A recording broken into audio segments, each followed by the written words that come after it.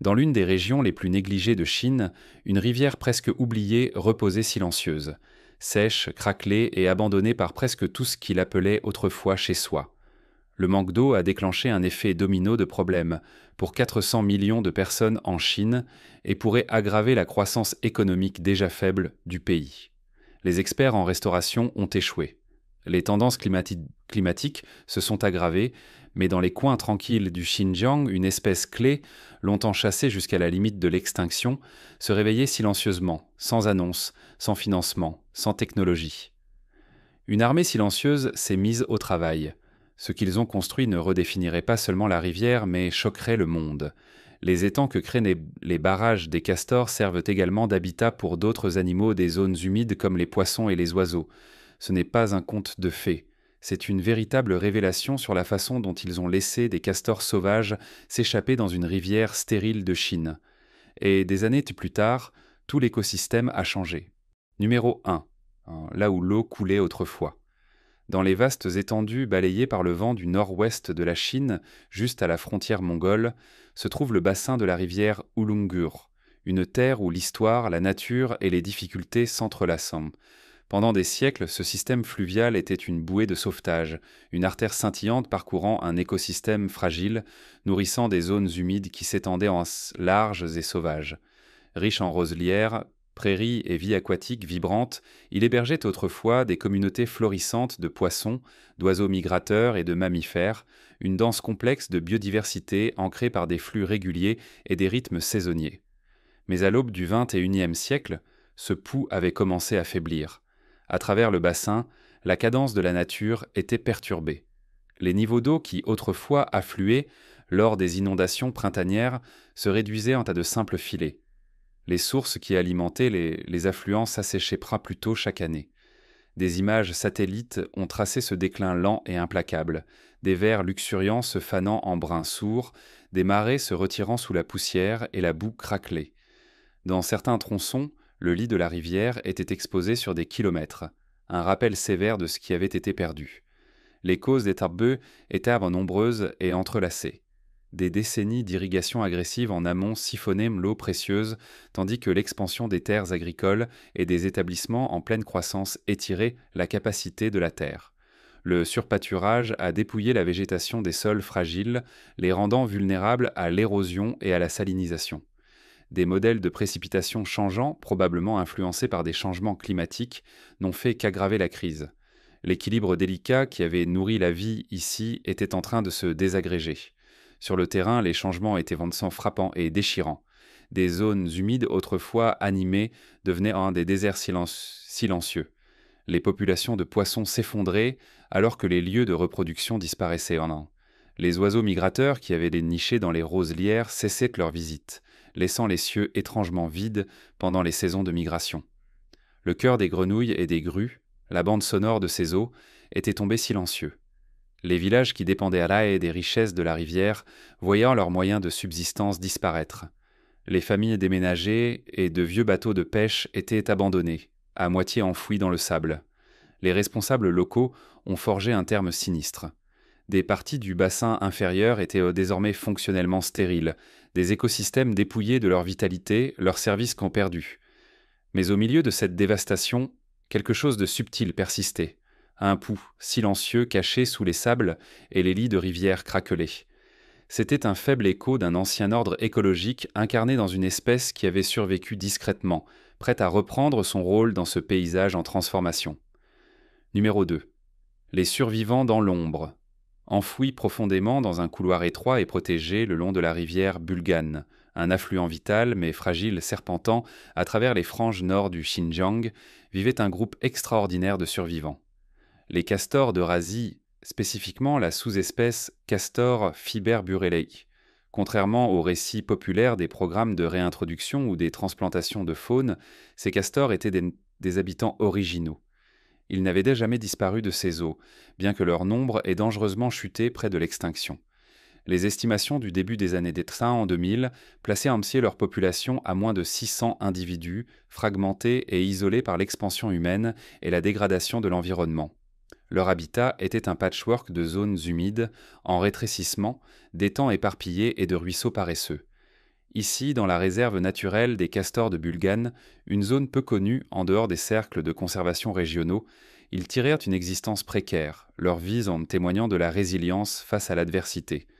Les castors étaient des architectes insaisissables, leurs exploits d'ingénierie subtils mais profonds. Pendant les heures crépusculaires secrètes, ils récoltaient des branches de saule et de peupliers, rongeant l'écorce avec des incisives puissantes. Ils construisaient des barrages modestes, des treillis complexes de bois et de boue qui ralentissaient le flux d'eau, créant des bassins qui piégeaient les sédiments et nourrissaient pour la végétation.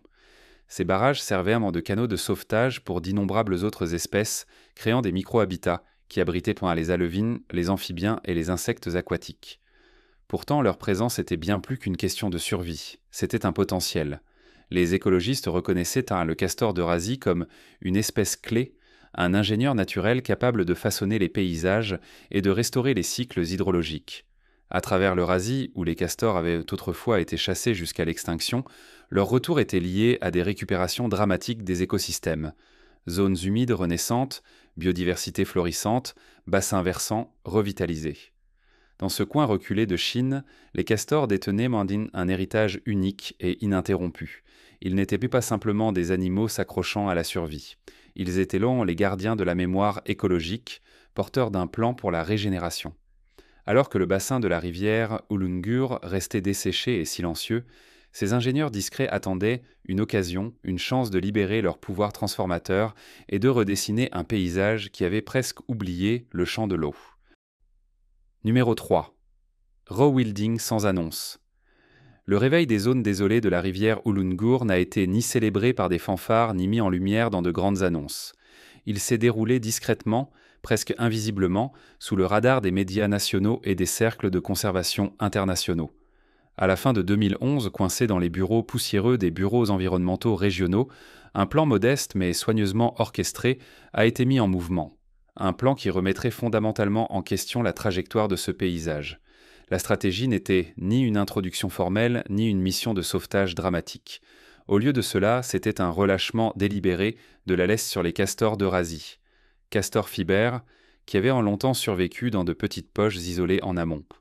Ces animaux, descendants de groupes familiaux stables et nés à l'état sauvage, avaient résisté malgré des décennies de sécheresse, de détournement de rivières et de dégradation de l'habitat. Les responsables ont reconnu que les castors eux-mêmes pouvaient être les architectes de la récupération, s'ils avaient seulement la liberté de se déplacer. Lentement, les gestionnaires de la faune ont commencé à assouplir les restrictions, permettant aux castors de descendre en aval au-delà des réserves soigneusement surveillées dans des tronçons de lits de rivières qui, depuis des années, ressemblaient à des terres stériles plutôt qu'à des voies navigables. Ce n'était pas une introduction d'une espèce étrangère. C'était une émancipation silencieuse d'une espèce indigène, libérant les ingénieurs de la nature pour reprendre leurs terres ancestrales. Dans une série d'interventions subtiles, les canaux d'irrigation qui autrefois drainèrent l'eau agressivement vers les terres agricoles furent redirigés pour maintenir des filets lents et délibérés dans ces libanteux de rivières abandonnées. Ces flux contrôlés créèrent juste assez d'humidité pour soutenir des conditions de zones humides naissantes sans inonder les terres agricoles.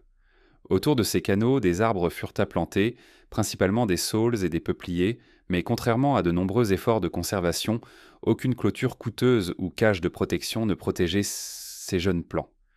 La philosophie était brute et pragmatique. Le paysage guérirait ou resterait désolé, mais seulement par l'essai et l'erreur naturelle. Aucune grande prédiction n'a été faite. Les responsables connaissaient les risques. Si les castors échouaient à s'établir, le bassin fluvial resterait une ombre de ce qu'il était autrefois. S'ils réussissaient, c'était une histoire qui restait à écrire.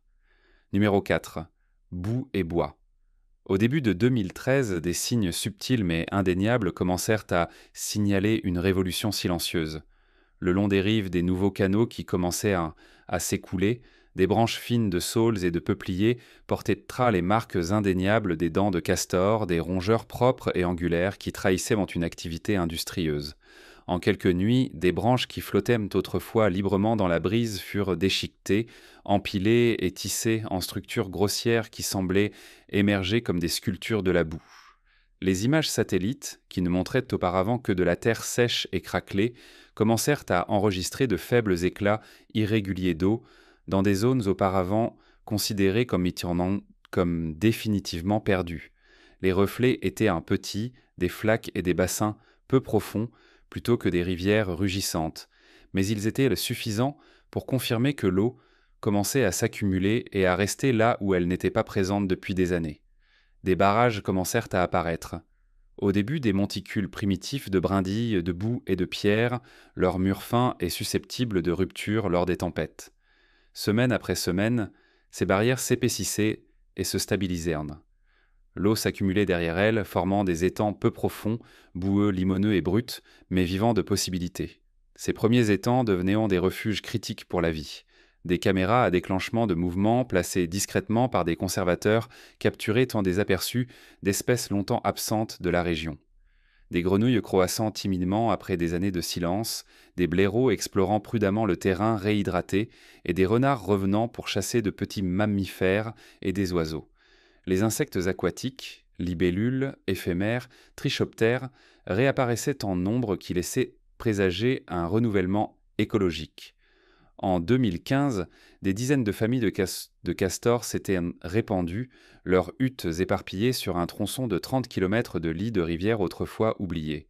Ce n'étaient pas des sanctuaires construits par l'homme, mais des maisons soigneusement conçues, des structures en dôme arrondi fabriquées de branches entrelacées, de murs épais de boue et d'entrées. Sous-marines à l'abri des prédateurs. Ce n'était pas simplement une réintroduction, c'était une recolonisation spontanée par une espèce clé. Les barrages des castors faisaient remonter la nappe phréatique, ralentissant le ruissellement et augmentant la recharge des eaux souterraines. Leur travail redessinait l'hydrologie du système fluvial, créant des habitats humides qui pulsaient avec la vie en synchronisation avec les saisons. Ce qui avait commencé comme des monticules de bois clairsemés et des ruisseaux coulant lentement devenait rapidement une mosaïque complexe de zones humides, de forêts riveraines et de marais. L'exploit architectural des castors n'était que le début d'une transformation de grande envergure, promettant de guérir un écosystème que beaucoup avaient considéré comme perdu. Numéro 5. De l'eau là où il n'y en avait pas. Le changement était subtil au début, facilement écarté comme une variation saisonnière. Mais au fil des mois, des yeux curieux commencèrent à remarquer de petites flaques scintillantes éparpillées comme des bijoux au milieu de la poussière. Ces flaques n'étaient ni stagnantes ni boueuses, elles reflétaient le vaste ciel bleu et le passage des nuages. Des oiseaux migrateurs, longtemps considérés comme ayant abandonné le bassin, revenaient timidement au début, trempant leur bec dans ces eaux nouvellement trouvées. Les libellules flottaient et filaient avec une énergie qui semblait insuffler la vie dans les roselières autrefois sans vie. Les architectes de ce renouveau étaient donc des créatures discrètes, des castors d'Eurasie sauvages, castors Fiber biruli, qui avaient longtemps survécu dans des poches éparpillées en amont. Leurs efforts laborieux commençaient par ronger des saules et des peupliers le long des rives, non pas par destruction, mais pour construire des maisons et des barrières. Nuit après nuit, ils traînaient des branches et de la boue, assemblant des barrages qui retenaient sur les eaux à écoulement lent. Ces barrages n'étaient pas isolés. Avec le temps, ils commencèrent à s'interconnecter comme une mosaïque. Le barrage d'une famille formait un étang qui alimentait la construction de la colonie de castors suivante. Les affluents, qui auparavant s'asséchaient jusqu'à des lits craquelés chaque août, retiennent maintenant de l'eau toute l'année. Les scientifiques, surveillant depuis des stations de recherche régionales, étaient stupéfaits. Les capteurs d'humidité du sol enfouis dans les sédiments révélaient un doublement des niveaux de saturation en seulement quelques années. Ce n'était pas une petite flaque ou un réservoir temporaire, c'était le renouveau des aquifères longtemps considérés comme perdus à cause de la sécheresse. Les eaux souterraines qui autrefois descendaient dangereusement bas commençaient à se stabiliser alors que l'eau pénétrait dans le sol, reconstituant les réserves souterraines. Certaines zones dégradées, historiquement classées comme des déserts arides ou des terres stériles, ont reçu de nouvelles désignations, zones humides semi-permanentes. Ce n'étaient pas des zones humides artificielles ou des réserves créées par l'homme, mais des paysages refaits par les propres ingénieurs de la nature. Ce qui confondait le plus les écologistes gouvernementaux n'était pas le résultat. C'était le manque d'intervention humaine, pas de projet d'irrigation à grande échelle, pas de machines de terrassement, pas de traitement chimique coûteux ou de plans de détournement de l'eau, juste des animaux sauvages, agissant discrètement et de manière persistante selon ce qu'ils avaient évolué pour faire, redessiner le paysage pour soutenir leur survie. Leur succès réécrivait les modèles écologiques classiques. C'était une forme naturelle et peu coûteuse de gestion de l'eau qui offrait des avantages bien au-delà des besoins immédiats des castors. Et dans ce coin reculé de Chine, quelque chose d'extraordinaire se déroulait. Une preuve que même dans des endroits autrefois considérés comme stériles, la vie pouvait reprendre ses droits avec le bon catalyseur. Numéro 6. Résistance et précipitation. Pourtant, toutes les réactions à cette renaissance écologique n'étaient pas célébratoires.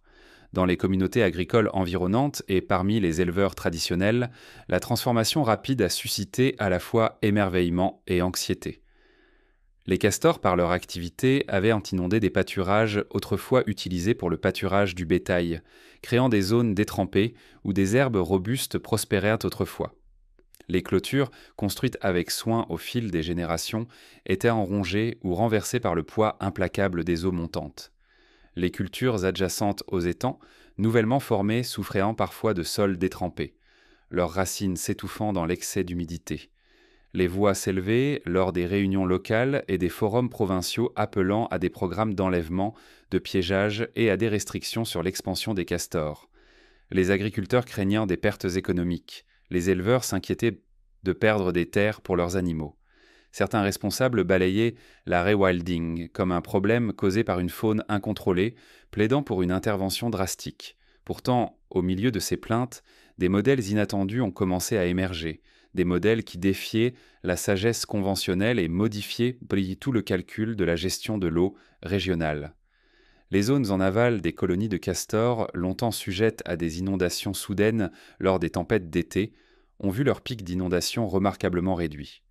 Le dense réseau de barrages et de zones humides agissait comme des tampons naturels, ralentissant l'afflux d'eau et l'étalant dans le temps. Cette atténuation des inondations protégeait les établissements et les infrastructures qui avaient autrefois été vulnérables aux dommages. De plus, les niveaux d'eau souterraines plus élevés près des bords des zones humides offraient une nouvelle bouée de sauvetage pour l'agriculture. Les cultures plantées dans les zones bordant ces zones humides montraient une amélioration marquée de la résistance à la sécheresse. Pendant les saisons sèches, le sol retenait l'humidité beaucoup plus longtemps, soutenant des systèmes racinaires qui, autrement, se seraient flétris. Les rendements des récoltes ont augmenté dans de nombreuses zones tampons, surprenant les agriculteurs qui s'étaient préparés à une nouvelle saison de faible production. Les modèles climatiques provinciaux, auparavant calibrés pour prédire une aridité croissante dans cette région, avaient rendu mal à intégrer ces changements. La réintroduction naturelle des castors réécrivait les dynamiques hydrologiques à une échelle et une vitesse qu'aucun modèle n'avait anticipée. Au-delà du contrôle des inondations et de la résilience à la sécheresse, la biodiversité montrait des signes de renaissance. Les amphibiens revenaient pour se reproduire dans les eaux nouvellement stables. Les insectes aquatiques rétablissaient des populations, soutenant des espèces de poissons revenantes qui, à leur tour, attiraient des oiseaux prédateurs. Les zones humides conçues par les castors devenaient des points chauds de séquestration du carbone, stockant de la matière organique dans des sédiments qui avaient été secs et sans vie juste quelques années auparavant.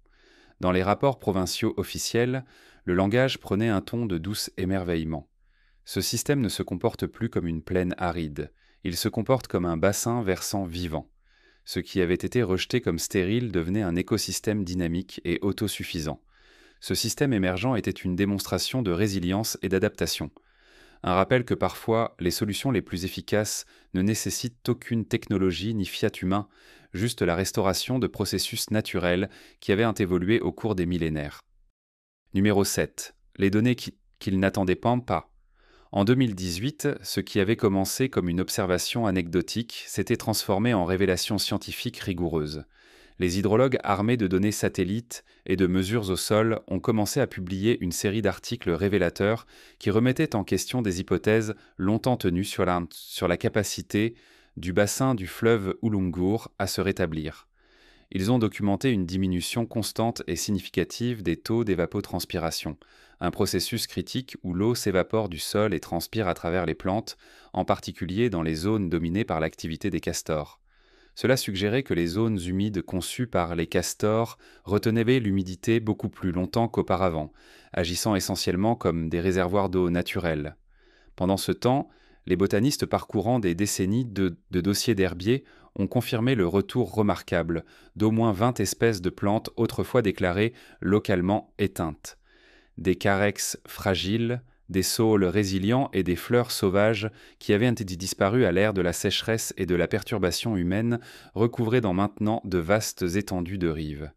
Certaines orchidées rares ont commencé à fleurir à nouveau, leur présence délicate témoignant de l'amélioration de la qualité de l'habitat. Les passionnés d'oiseaux et les ornithologues étaient stupéfaits par ce changement. Des comptages systématiques d'oiseaux réalisés par des citoyens scientifiques et des équipes de professionnels ont révélé une augmentation stupéfiante de 370% des populations d'oiseaux par rapport aux années précédant l'arrivée des castors. Des espèces migratrices telles que la grue de Sibérie et le héron noir sont revenues pour se reposer et se reproduire, transformant la région en un corridor aviaire vibrant. Les oiseaux des zones humides, y compris les hérons et les martins pêcheurs, redevenaient en des spectacles communs. En 2020, le renouveau écologique du bassin du Lan-Baatar atteignait une nouvelle étape. Les amphibiens prospéraient avec une diversité sans précédent depuis les années 1970. Grenouilles, crapauds et salamandres réinvestissaient les étangs et les marais créés par l'activité de barrages, leur cœur remplissant les nuits de vie. Les loutres de rivière, longtemps considérées comme exterminées de la région, réapparaissaient furtivement, leurs corps élancés aperçus lors de baignades au crépuscule. Même les reptiles, y compris les serpents d'eau et les tortues, commençaient à revendiquer les rives boueuses. Des scientifiques et des conservateurs du monde entier étaient véritablement étonnés. Seulement en Chine, plaisantait Antil, le changement peut venir des castors. Mais la blague était ancrée dans la vérité. Une seule espèce, souvent négligée, avait déclenché une récupération écologique autrefois considérée comme impossible. Tadaln. Castor eurasien était devenu un ingénieur clé, inversant des décennies d'effondrement environnemental. Numéro 8. L'explosion silencieuse. Alors que les populations de castors s'étendaient à partir de leur zone de réintroduction d'origine, le paysage physique du bassin du fleuve Olongar commençait une métamorphose silencieuse mais profonde. Leurs barrages, soigneusement construits en bois, en boue et en pierre, faisaient en plus que retenir l'eau. Ils altéraient fondamentalement la géomorphologie de la rivière. Le système fluvial linéaire, autrefois fragile, redressé et canalisé pendant des décennies par des projets d'irrigation et de contrôle des inondations, commençait à retrouver une complexité naturelle. Les sédiments qui auparavant descendaient rapidement en pulsations destructrices étaient maintenant piégés derrière des barrages, créant de riches dépôts alluviaux. Ces dépôts formaient de nouveaux lits de sol, favorisant la croissance de zones humides émergentes et élargissant les plaines inondables. De vieux méandres, des courbes de rivières coupées du chenal principal et souvent sèches, se remplissaient lentement et s'élargissaient, devenant de nouveaux habitats. Les dynamiques des plaines inondables changeaient.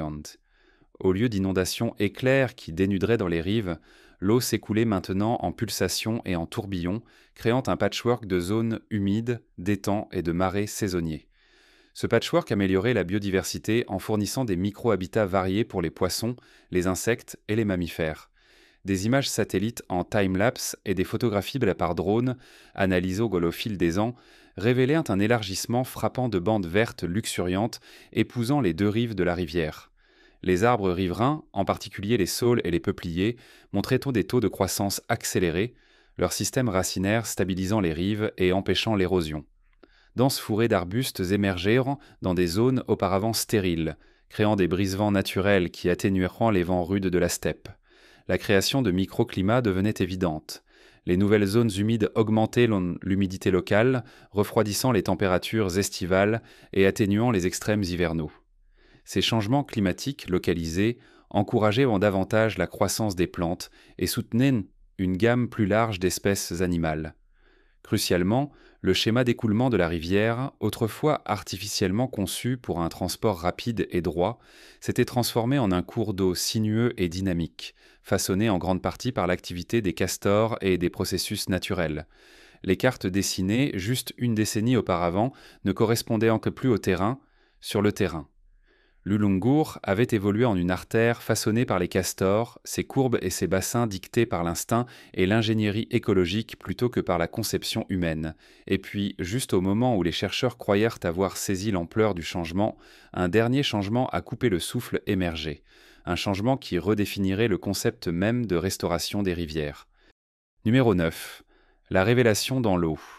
En 2023, une transformation remarquable s'était silencieusement déroulée à travers le bassin du fleuve Ulungar, une région autrefois rejetée comme un corridor stérile et sans vie où la poussière et la terre craquelée dominaient l'horizon. Les images satellites, scannées à plusieurs reprises au cours de 2 décennies, ont enfin révélé un paysage qui défiait toutes les hypothèses antérieures. Là où autrefois de vastes étendues de boue sans-cou craquelée et de l'éclus de rivières desséchées s'étendaient en gros sur des kilomètres, s'étendait maintenant un mosaïque scintillante de zones humides. Des bassins d'eau miroitants reflétaient le soleil dans des arrangements éblouissants, leurs bords cousus ensemble par des centaines de barrages de castors soigneusement construits. Ces structures, faites de brindilles, de boue et de troncs soigneusement rongés, formaient un réseau complexe d'étangs et de canaux à courant lent qui apportaient une nouvelle vie à la Terre. Chaque barrage n'était pas simplement une barrière, mais un catalyseur pour un entier revival d'écosystèmes. Autour d'eux poussaient des ceintures denses de végétation, de saules, de peupliers et de roseaux, qui prospérant bien au-delà de la ligne d'eau immédiate, certains s'étendant sur des centaines de mètres dans le bassin auparavant sec. Ces bandes vertes agissaient à la fois comme des tampons et des nurseries, stabilisant le sol et fournissant un habitat pour une diversité étonnante de faune. Les hydrologues étudiant la recharge des eaux souterraines ont constaté que les niveaux d'eau sous le bassin avaient considérablement augmenté, dans certaines zones de 200%, par rapport au niveau de référence enregistré avant le retour des castors. Les sécheresses saisonnières ne causaient en plus l'effondrement catastrophique de la disponibilité de l'eau qui était devenue routine. Au lieu de cela, le bassin détenait désormais une mémoire hydrologique résiliente, une capacité à retenir et à libérer lentement l'eau pendant les mois secs. Les observateurs d'oiseaux ont documenté le retour d'espèces migratrices longtemps absentes de la région. Les amphibiens qui avaient disparu réapparaissaient, leur population rebondissant en chœur synchronisé chaque printemps. Les loutres parcouraient les voies navigables reconnectées, tandis que les populations de poissons se multipliaient dans des étangs qui avaient été secs pendant des décennies. Ce n'était pas une simple restauration, c'était une réimagination fondamentale de ce que le bassin Ulungur pouvait être. Du point de vue des satellites en orbite, la Terre ne ressemblait plus à un système fluvial dégradé. Elle avait l'air ancienne et sauvage, comme un monde aquatique primitif restauré des cendres, une tapisserie vivante tissée par l'instinct et la survie plutôt que par l'ingénierie humaine. Les scientifiques ont commencé à l'appeler le complexe de zones humides en forme de castor, une merveille naturelle forgée par des dents, de la boue et de l'instinct écologique. Un phénomène qui remettait en question tout ce que nous pensions savoir sur la récupération et la résilience des écosystèmes à grande échelle dans des paysages arides. Numéro 10. Seulement en Chine. En fin de compte, le miracle du bassin d'Ulungur n'était pas le produit de machines de haute technologie ou de méga-projets gouvernementaux. Il n'y avait ni canaux élaborés, ni usines de désalinisation solaire, ni réseau d'irrigation contrôlé par satellite. Au lieu de cela, c'était quelque chose de beaucoup plus simple, mais profondément puissant, une espèce discrète, presque perdue dans l'histoire, reprenant doucement son habitat ancestral. Le castor eurasien, Castor fiber, avait été chassé presque jusqu'à l'extinction dans une grande partie de son aire de répartition. En Chine, sa présence avait été négligée et oubliée, un fantôme d'un écosystème qui avait autrefois prospéré ici. Mais lorsqu'ils ont été discrètement autorisés à vagabonder librement, sans contrôle ni réglementation, leur ancien instinct d'ingénierie a remodelé la Terre de manière qu'aucun plan ou politique ne pouvait reproduire. Ils ont travaillé avec de la boue et du bois, pas avec des machines. Ils ont creusé de nouvelles voies navigables avec leurs dents, construisant des barrages qui retenaient dans l'eau et donnaient naissance à la vie. Leurs huttes devenaient des îles de biodiversité. C'était l'infrastructure propre de la nature, évoluée sur des millions d'années. Simple, élégant, imparable. La réponse pour sauver notre planète pourrait-elle être aussi simple que de laisser faire et de laisser la nature se reconstruire elle-même? Partagez vos pensées dans les commentaires. Merci d'avoir regardé cette vidéo avec nous et à bientôt dans la prochaine.